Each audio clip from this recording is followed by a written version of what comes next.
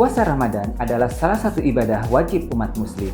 Puasa ternyata memberikan banyak manfaat bagi kesehatan, di antaranya meningkatkan kemampuan otak, menyehatkan ginjal, detoksifikasi, mencegah diabetes, mengontrol berat badan, menjaga kesehatan jantung dan pembuluh darah, meningkatkan sistem kekebalan tubuh, dan memberikan kebaikan secara psikologis.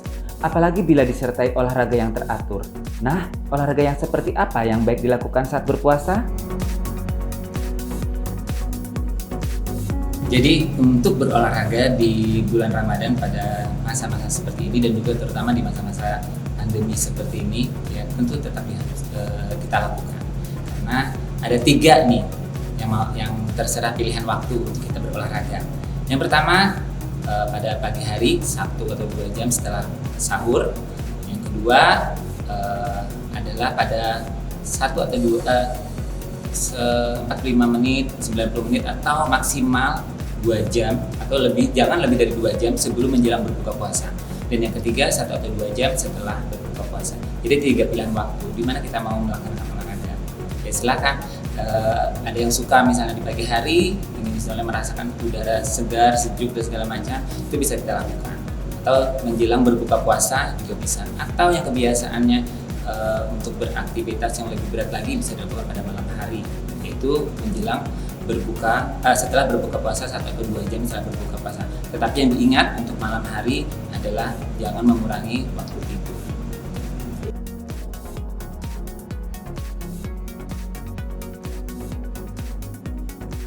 Oke, untuk jenis olahraga yang bisa kita lakukan ya pada prinsipnya dengan kita bergerak melakukan aktivitas fisik ringan juga mungkin saat seperti ini sudah dirasa kita sudah cukup. Sekitar 20-30 menit kita melakukan aktivitas fisik yang ringan seperti berjalan kaki.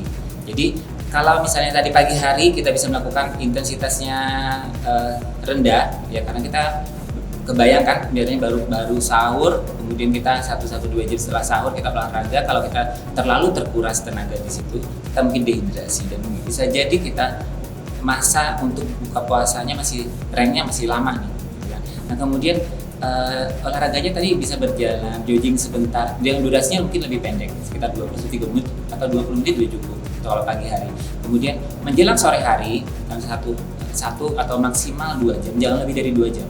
1 atau 2 jam sebelum menjelang berbuka puasa, itu juga bisa kita lakukan.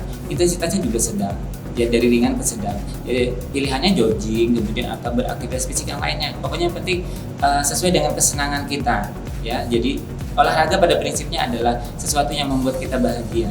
Ya, jadi kalau kita melakukan olahraga juga bukan sesuatu yang kita senangi, maka kita juga tidak merasakan manfaat yang sepenuhnya dari olahraga itu sendiri. Pada malam hari olahraganya jenis pilihan kita bisa lebih berat lagi. Jadi kita bisa menambah otot massa. Kalau misalnya pagi hari mungkin pagi atau sore hari bisa sekitar 70% kardio dan 30%-nya adalah perubahan massa. Ya. Kemudian massa otot dan beban. Ya. Kemudian pada sore hari bisa 50-50 dan pada malam hari kebalikannya 30%-nya adalah kardio, kemudian 70%-nya adalah untuk menambah beban untuk massa otot seperti itu. Kalau memang dia seorang atlet, maka at least dia silahkan menggunakan yang mana yang mungkin lebih berat, yang sudah menjadi kebiasaan di bulan Ramadan, di luar bulan Ramadan, tetap menjadi kebiasaan kembali di bulan Ramadan, tetapi tinggal pengaturan waktunya saja dan juga durasi timingnya.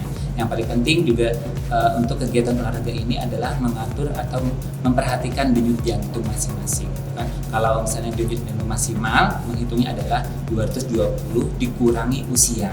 Berapa usia kita? Misalnya usia 30 tahun, berarti 220 dikurang 130 adalah 190. Itu adalah denyut jantung maksimal. Tetapi kita akan memperhatikan lagi intensitasnya. Kita berapa persen sih dari denyut jantung maksimal yang ingin diharapkan, 50 atau 60% dari kegiatan itu atau 70%. Ya, jadi jangan sampai 100%. Kalau sudah sampai 100%, itu adalah sudah melewati masa atau olahraga yang tidak diharapkan.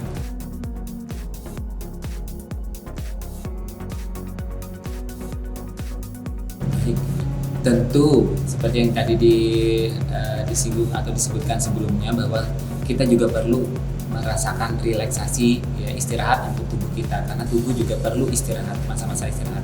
Anjuran sehari tetap ya 7-8 jam untuk orang dewasa ya untuk istirahatnya. Jadi pengaturan istirahat. Jadi kalau misalnya kita malam hari, ya kalau yang berolahraga tadi maksimal misalnya jam 10, udah kita sudah harus relax semuanya. Misalnya jam 10, jam 11, 12, 1, 2, 3, ya kemudian atau bisa jam 4. Nah itu sudah berapa jam itu, 6 jam itu sekitar, itu perlu kita atur. Kemudian pada siang hari istirahatnya ya walaupun cukup dengan 15 menit kita tidur, itu sudah membantu tubuh melakukan relaksasi ya. Jadi dia perlu peregangan dan segala macamnya, jadi tubuh perlu istirahat. Tolong diatur jadwal juga untuk istirahatnya, karena juga kalau tubuh tidak istirahat maka tubuh akan selalu bekerja, maka tubuh akan menjadi lebih mudah lelah dan capek. Bukannya kebugaran yang kita dapatkan, tetapi malah manfaat yang mudarat yang akan kita dapatkan.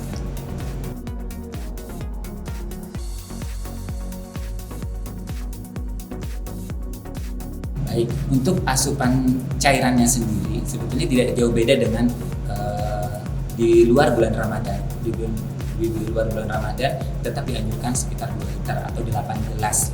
Ibaratnya kalau 8 gelas sehari ya kita bisa bagi sekarang. Nah tinggal manajemen pembagiannya aja. Mungkin anjurannya nanti ada 1 jam pada saat ini, ya yang mudahnya saja adalah untuk pembagian ini masing-masing beda-beda ya. Kalau mungkin anjuran kita misalnya 3 gelas saat pada masa sahur, itu bangun tidur 1 gelas, kemudian pas waktu sahur 2 gelas, jadi 3 gelas, sisanya 5 gelasnya pada masa saat berbuka puasa. Jadi kita atur lagi tuh sampai kita menjelang tidur, jadi sekitar 5 gelas, jadi sehingga terpenuhilah kebutuhan cairan tubuh kita yang sekitar 2 liter satu hari atau 8 gelas per harinya. Jadi cuma kalau misalnya kita ada olahraga, mungkin kita bisa akan menambah lagi, tergantung kebutuhan kita. Dan hanya tubuh kita yang tahu respon untuk kebutuhan cairan kita. Saat dehidrasi, maka tubuh akan merespon bahwa kita saat itu akan merasa haus.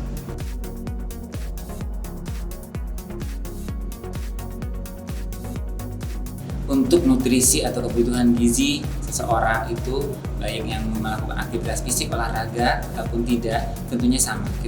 Untuk orang dewasa kita tetap menganjurkan kepada isi piringku. Ya, ini adalah bagian dari isi piringku. Makanan pokok, jadi kebutuhan pokoknya karbohidrat didapatkan dari sini. Ini makanan pokoknya harus terpenuhi, apalagi olahragawan, gitu kan.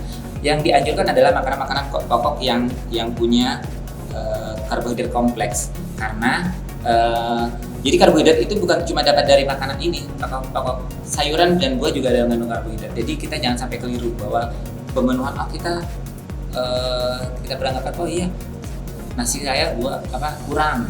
Jadi kita memenuhinya dengan nasi banyak-banyak, kemudian kayak gini. Banyak hal, misalnya contohnya di sini ada nasi, ubi, singkong, di sini gaplek, ya macam-macam olahannya di sini. Walaupun jadi mie dan segala macamnya, biskuit dan segala macamnya, beras merah, beras putih tempat kita di sini, ya jagung juga itu termasuk karbohidrat. Memang yang dianjurkan karbohidrat kompleks, misalnya beras merah atau beras hitam atau beras yang masih utuh, gitu kan, beras tumbuk memang sangat dianjurkan. Yang kita pilihan lebih baik ke arah lokal, gitu kan, memang tidak dianjurkan. Yang anjuran kita memang banyak pilihan sebetulnya dari produk-produk luar, gitu kan. Tapi yang kita gunakan memang memakai produk lokal, itu lebih bijak. Ya, kemudian kita sepertiganya adalah lauk pauk.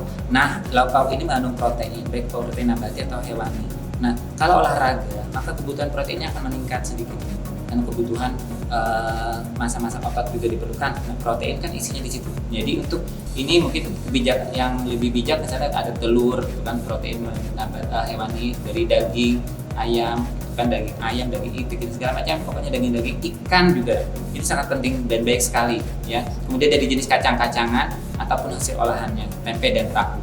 Nah ini perlu ada dalam sajian isi piring.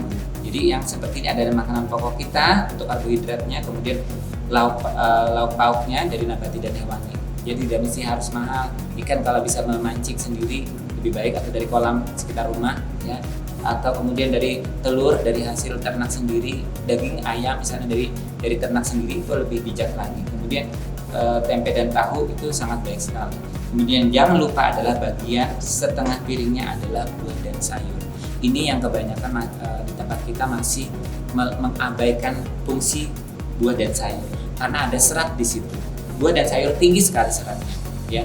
Kenapa? Kalau saatnya kita mengkonsumsi banyak kalori dari karbohidrat ini, maka yang dipecah adalah gula meningkat, nanti kalau tidak digunakan maka akan simpan dalam bentuk lemak tubuh. Kalau teman-teman yang merasa jam 8 sudah merasa jam 8 pagi aja udah merasa kelaparan, ya sinyal lapar sudah ada, nah ada kemungkinan cek deh kembali apakah makannya udah benar. Ya. Tapi kalau misalnya nanti kita sekitar jam 10, jam 11 siang atau jam 12 belum merasa lapar, ada kemungkinan makan kita memang udah benar. Sebenarnya kan coba bandingkan nanti teman-teman semua, ya bahwa kalau makan yang tanpa sayur dengan adanya sayur pasti akan beda. Ya, itu janjiannya. Dan juga kebutuhan air putih, aktivitas fisik, cuci tangan pakai sabun dan air mengalir tetap menjadi anjuran untuk gizi seimbang. Dan yang paling penting satu lagi yang jangan lupa adalah memantau selalu berat badan kita. Ya. Kalau ingin berolahraga, pastikan bahwa tubuh kita dalam itu kondisi siap. Berpuasa juga seperti itu. Yang paling pertama untuk berpuasa kita harus siap, tahu dulu, yakin bahwa tubuh kita ini saat ini mampu untuk beraktivitas fisik dan mampu untuk berpuasa. Ya, hanya tubuh kita yang tahu. Ya. Bijaknya untuk makanan-makanan isi piringku ini kita menganjurkan bahwa makanlah apa yang tubuh kita perlukan, bukan apa yang lidah ingin.